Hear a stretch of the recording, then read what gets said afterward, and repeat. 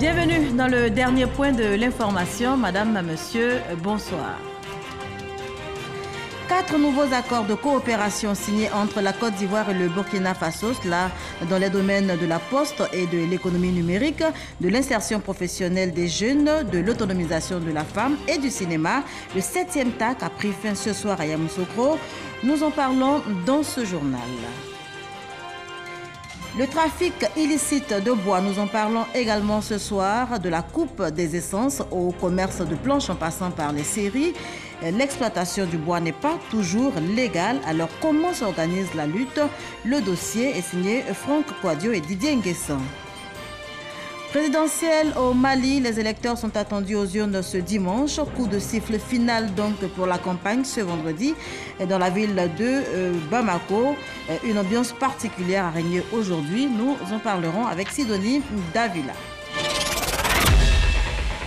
Mais avant, on démarre en images avec cette information. Je vous le disais tantôt, la 7e conférence du traité d'amitié et de coopération Côte d'Ivoire-Burkina Faso s'est achevée ce vendredi après-midi à Yamoussoukro. Les présidents ivoiriens et burkinabés ont quitté la capitale politique, respectivement pour Abidjan et Ouagadougou. Mais avant le départ des présidents ivoiriens, Alassane Ouattara, et de son homologue burkinabé, Roch-Marc Christian Kaboré, les deux présidents ont reçu les honneurs militaires. Notez que ce est donc à 17h30 que l'avion transportant le président burkinabé a quitté le district de Yamoussoukro pour son pays, suivi 5 minutes plus tard par le président ivoirien Alassane Ouattara qui lui a regagné Abidjan.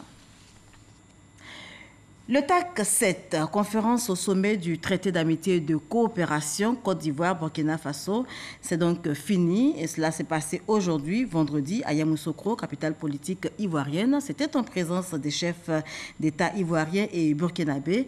Retour sur la cérémonie d'ouverture avec Jérôme Kofi Abola. Un événement, la 7e conférence au sommet du traité d'amitié et de coopération Côte d'Ivoire-Burkina Faso. Comme prévu, c'est naturellement autour des présidents ivoiriens et burkinabés avec leurs délégations respectives qu'il se déroule ce vendredi à la Fondation Félix Houphouët-Boigny pour la recherche de la paix dans la capitale politique et administrative de la Côte d'Ivoire. Pendant son allocution de bienvenue, le gouverneur du district autonome de Yamoussoukro saisit l'occasion pour situer l'importance de cette rencontre pour les deux pays. La tenue de cette 7e conférence au sommet nous rassure donc tous sur l'excellence des relations qui lient la Côte d'Ivoire au Burkina Faso.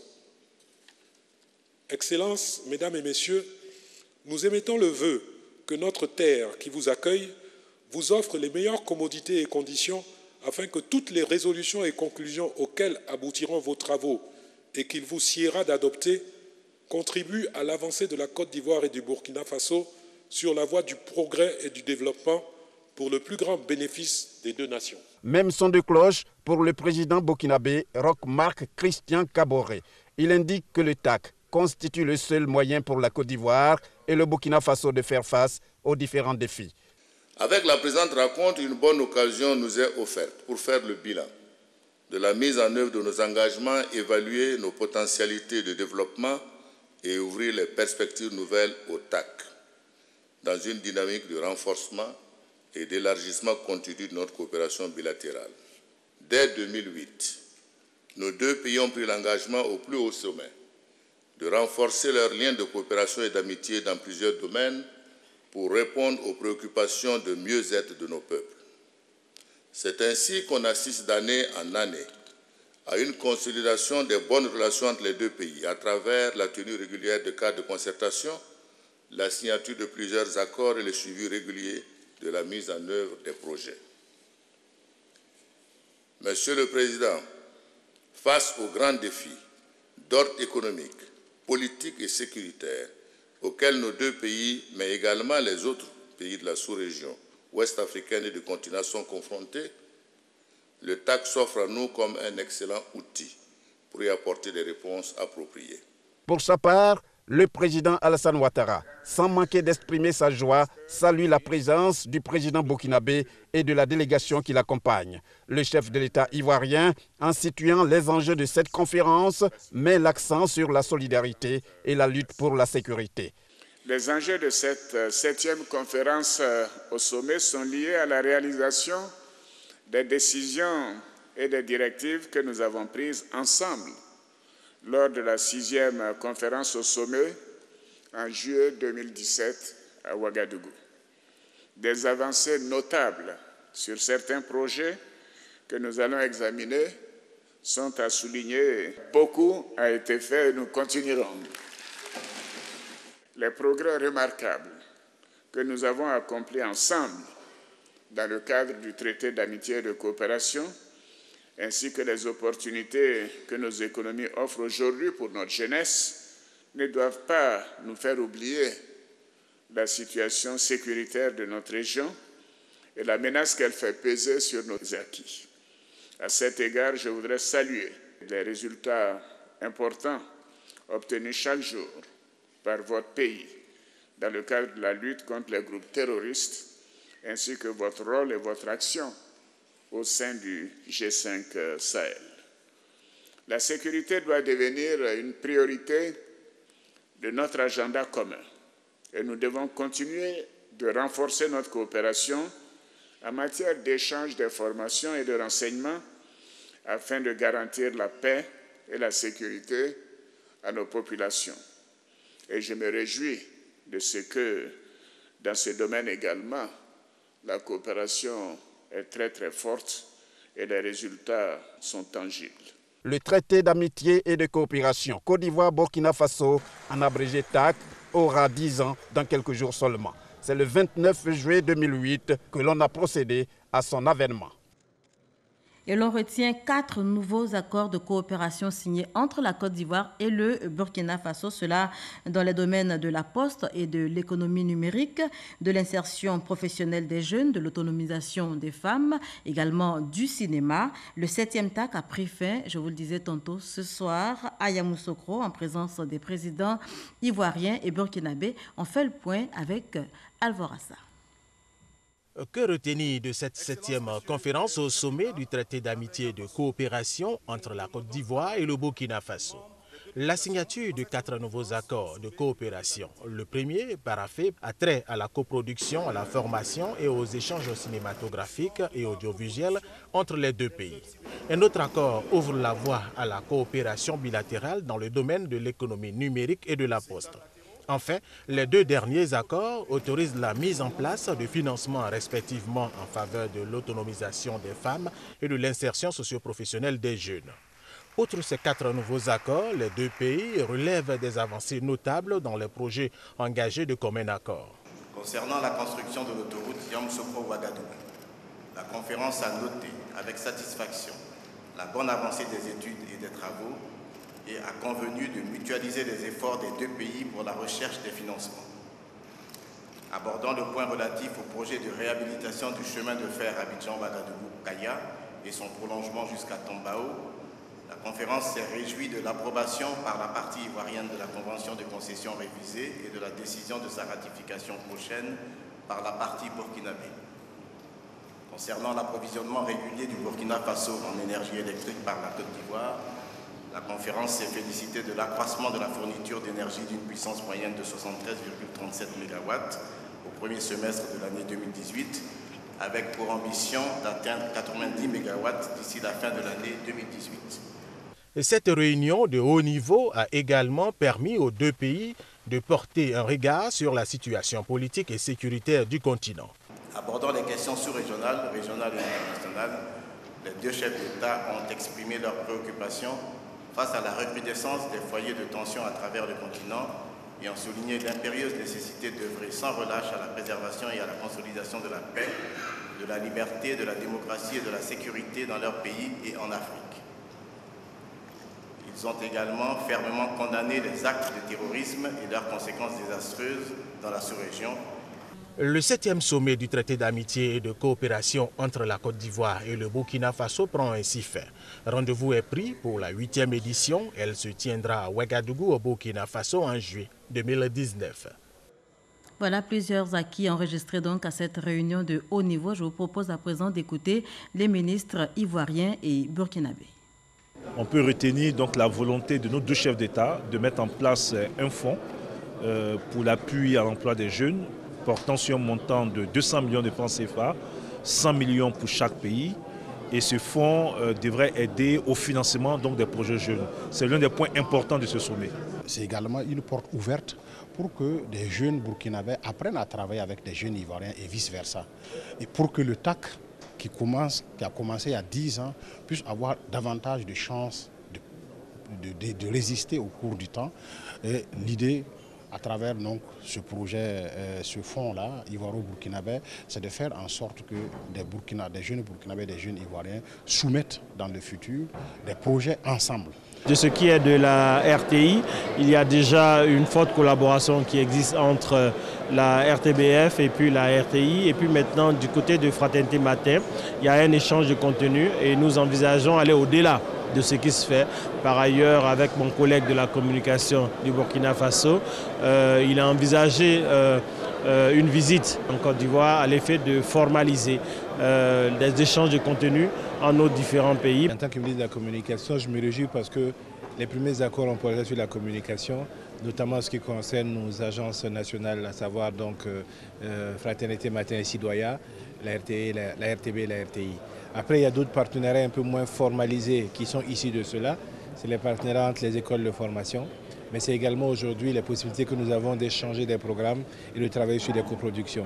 Donc je crois qu'en tant que ministre de la Communication, je me satisfais vraiment de cette expérience et de cette participation au TAC. Nous avons de grands projets ensemble. N'oubliez pas que l'artisanat, c'est un pan entier de l'économie de ces deux pays que sont la Côte d'Ivoire et le Burkina.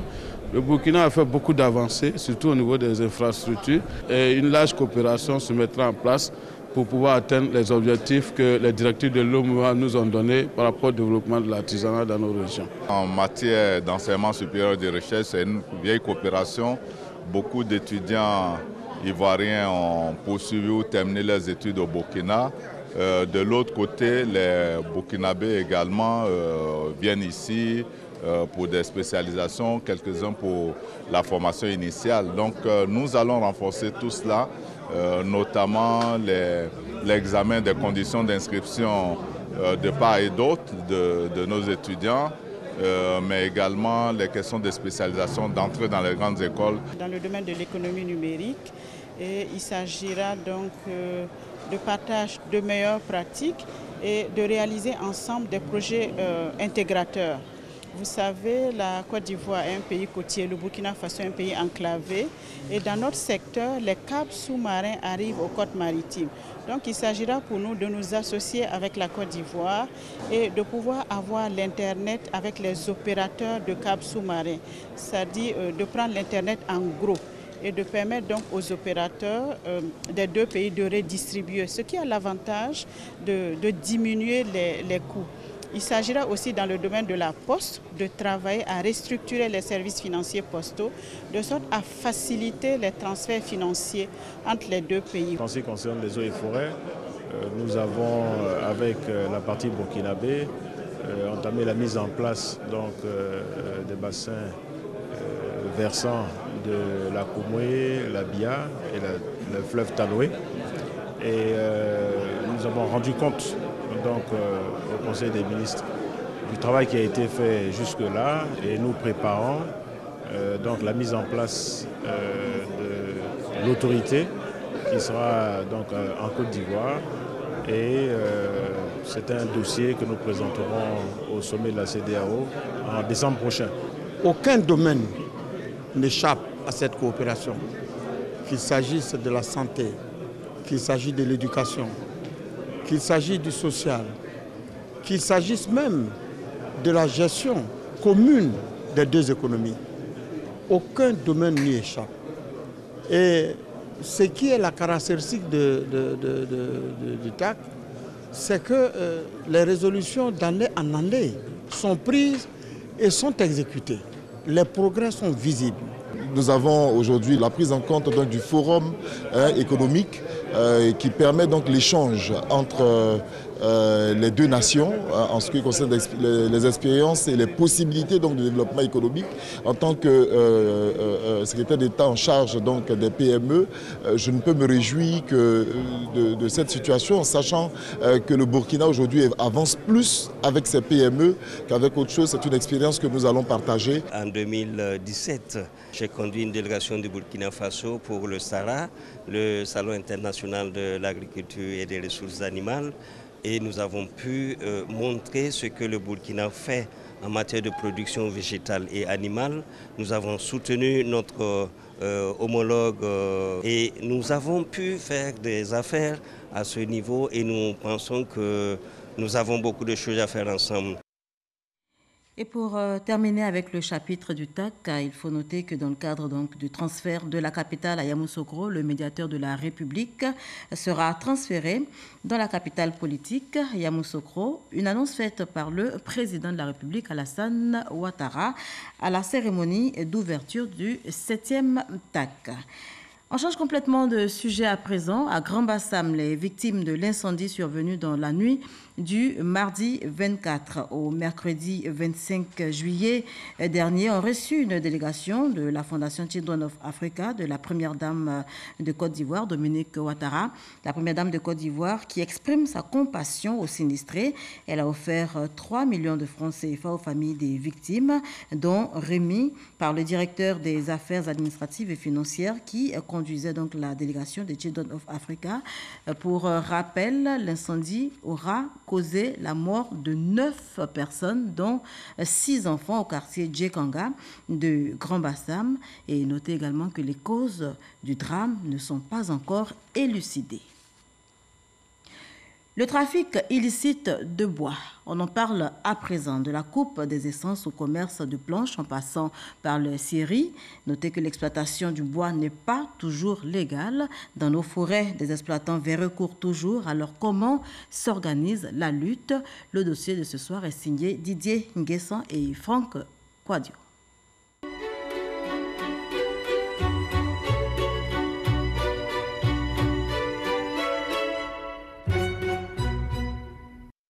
Bétier, forêt classée de Songan, 38 000 hectares, les scieurs sont à la manœuvre. À l'aide de ces GPS, on vient détecter les bois qui sont à exploiter. Donc une fois les bois sont sélectionnés, les scieurs passent à l'abattage. La tronçonneuse dévore les essences. Ce fraquet, long de 20 mètres et vieux d'une quinzaine d'années, fait partie des 2502 essences principales qui seront coupées sur cette exploitation pendant au moins 3 mois.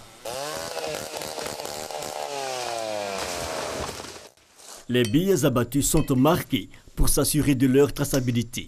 Contrairement à ce que l'on pourrait croire, cette exploitation forêt classée n'est pas illégale. Une forêt classée est aménagée en 3 zones appelées des séries. Une série de protection, une série de reconstitution et une série de production. Dans cette dernière, la SODEFOR autorise la coupe des grumes pour permettre à la forêt de se régénérer. L'arbre à abattre doit mesurer au minimum 15 mètres. Les agents de la police forestière veillent au respect du cahier de charge. Nous contrôlons l'autorisation, le contrat qui lie la société d'exploitation avec la SODEFOR. Donc, pour voir un peu l'authenticité. Chaque bille est enregistrée systématiquement dans le carnet de périmètre le jour de son abattage. Ce principe n'est pas toujours respecté. C'est une infraction, tout comme l'absence d'autorisation de reprise d'activité. Chaque année, en moyenne, 300 autorisations de reprise d'activité sont accordées par le ministère des Eaux et Forêts. Pour chaque tige, l'exploitant forestier basé à Zopé verse entre 50 000 et 75 000 francs CFA à l'État de Côte d'Ivoire. Près d'1,8 milliard de francs CFA seront donc versés à l'État en contrepartie des 2502 billes exploitées. Passé l'étape en forêt, les corridors sont aussi émaillés de postes de contrôle. Ce produit ne doit plus être utilisé avant tout règlement de situation. Ce grumier transfère des billes d'une scierie à une autre. Le cubage des grumes ne correspond pas à ce qui est déclaré. Il faut que ça soit fait dans les règles de l'art. On va prendre les numéros qu'on voit et essayer de faire les confrontations au bureau. La scierie est la deuxième étape dans la chaîne d'exploitation du bois. Si tout va bien, en saison sèche, on part d'environ 250 mètres carrés par jour.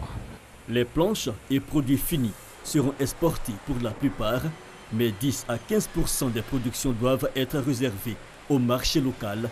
Ce n'est pas toujours le cas. En dehors du circuit légal d'exploitation opèrent des scieurs clandestins.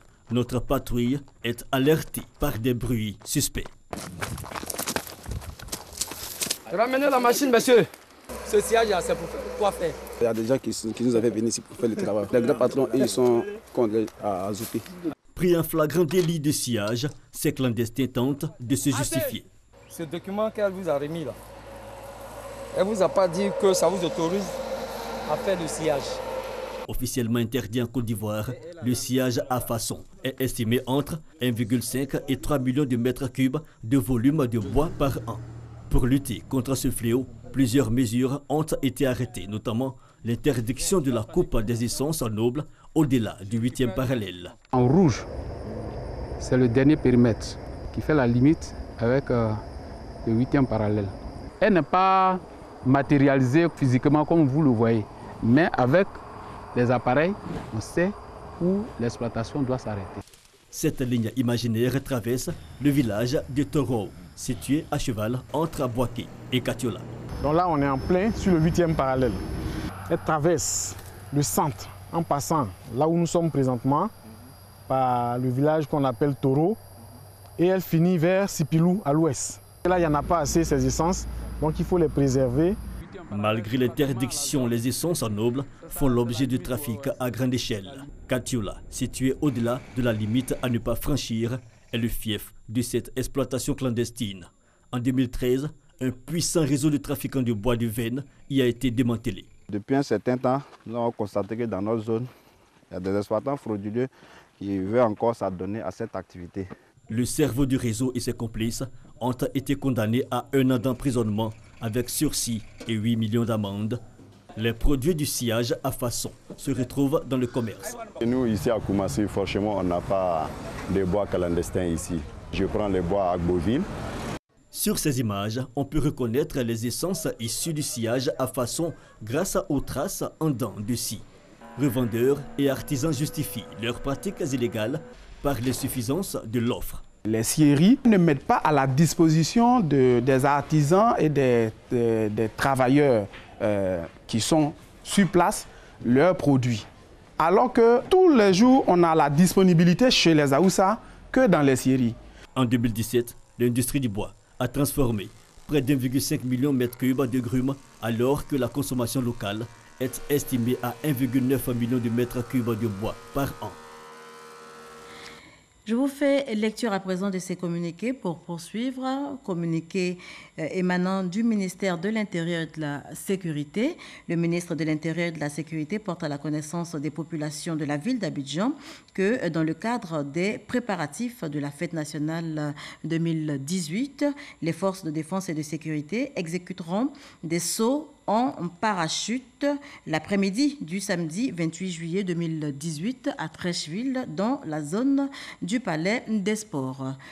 Au cours de ces exercices, un plan de circulation routière sera mis en place en vue d'isoler la zone. Les automobilistes sont donc invités à s'y conformer et à faire preuve de prudence. Et toujours dans le même cadre, le ministre de l'Intérieur et de la Sécurité porte à la connaissance des populations de la ville d'Abidjan que dans le cadre donc des préparatifs de la fête nationale 2018, les forces de défense et de sécurité exécuteront un exercice de défilé l'après-midi du dimanche 29 juillet 2018 dans la commune de Trècheville, entraînant des perturbations du trafic routier, notamment sur le boulevard Valéry jusqu'à Destin.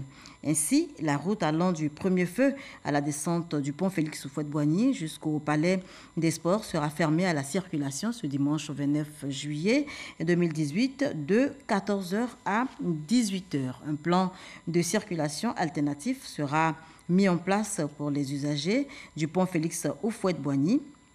Le ministre de l'Intérieur et de la Sécurité présente ses excuses aux usagers pour les désagréments que cette situation pourrait entraînés. Je vous fais lecture également de ce communiqué émanant de l'administration pénitentiaire. Depuis quelques jours, il est fait état sur les réseaux sociaux et dans la presse en ligne de ce que M. Douyou Nikez, alias Samba David, inculpé et placé sous mandat de dépôt le 16 décembre 2015 pour les faits de meurtre et tentative de meurtre, aurait été empoisonné. L'administration pénitentiaire tient à indiquer que ces affirmations sont dénuées de tout fondement. Elles le sont d'autant plus qu'elles ne s'appuient sur aucune analyse toxique. Selon les médecins qui l'ont régulièrement consulté pendant sa détention, Douyou Nikez, alias Samba David, souffre d'une hypertension artérielle chronique. L'administration pénitentiaire tient donc à rappeler que ces maisons d'arrêt destinées à recevoir les individus ayant enfreint la loi pénale ne sont pas des lieux d'empoisonnement. Bien au contraire, de nombreuses personnes s'y échinent au quotidien pour assurer des conditions de séjour acceptables aux pensionnaires. Elles ne sauraient en conséquence tolérer davantage les récurrentes rumeurs tendant à jeter le discrédit sur ces animateurs et au-delà sur l'institution judiciaire dans son ensemble. Tout autre chose à présent, quelle réforme pour améliorer l'environnement des affaires en Côte d'Ivoire? Des acteurs du secteur sont réunis autour de la question, ce à l'initiative du CPC, le Centre de promotion et d'investissement en Côte d'Ivoire. Et c'est avec Jean-Louis Gbangbo qu'on en parle. La Côte d'Ivoire dans le top 50 des meilleures performances doing business à l'horizon 2020. Un rêve que voudrait bien réaliser le gouvernement ivoirien pour accroître son taux des investissements et faire prendre au secteur privé le relais des investissements publics.